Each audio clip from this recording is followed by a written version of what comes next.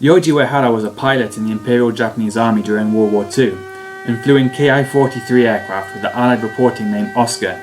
He was born in Nagano Prefecture in 1922 and was a student at Keio University near Tokyo during the war years.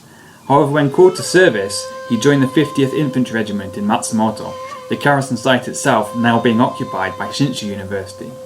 Adjacent to the base was an airfield that was a staging area for kamikaze missions.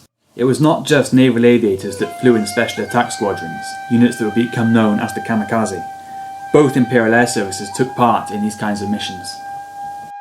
But the legacy of Ryoji Uehara was not based on his skill as a pilot or status as an officer.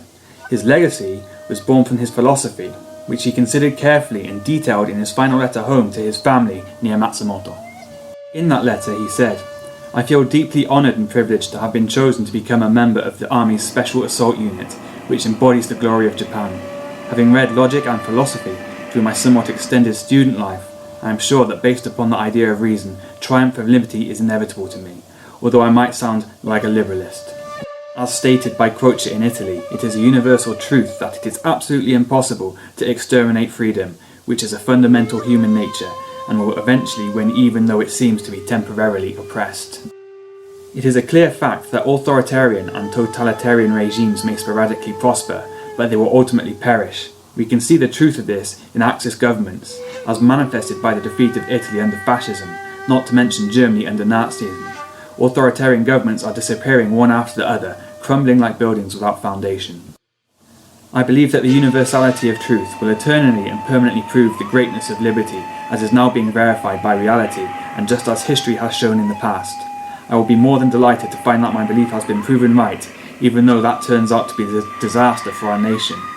The current struggle, whatever it is, stems from ideology, and the result of this struggle can readily be predicted by the belief systems upon which that struggle is fought.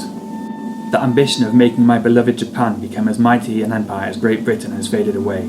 If the leading positions in Japan had been held by those who truly love Japan, my country would not have been driven to the situation it faces today. I have been dreaming of the Japanese people, proud of themselves no matter where they may find themselves in the world. What a friend of mine once said is true. A pilot of the Special Assault Unit is merely a machine. He just steers the apparatus. He is only a molecule within the magnet that sticks to an enemy aircraft carrier, possessing neither personality nor emotions. If one thinks about it rationally, this act is incomprehensible, and to put it plainly, these pilots are, as they say, simply suicidal. Since I am nothing more than a machine, I have no right to put my case forward. However, I only wish that the Japan that I dearly love will someday be made truly great by my fellow citizens. In such an emotional state, my death may probably lead to nothing. Nonetheless, as I stated at the outset, I feel very honoured to have been chosen to be a member of the Special Assault Unit.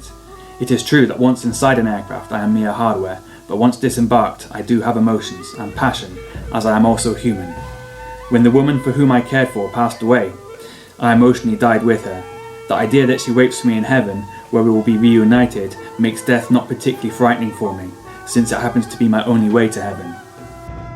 Tomorrow is the day of the assault. My idea is too highly extreme to be made public, but I just want to express my true feelings inside me, so please forgive me my disorientated thoughts.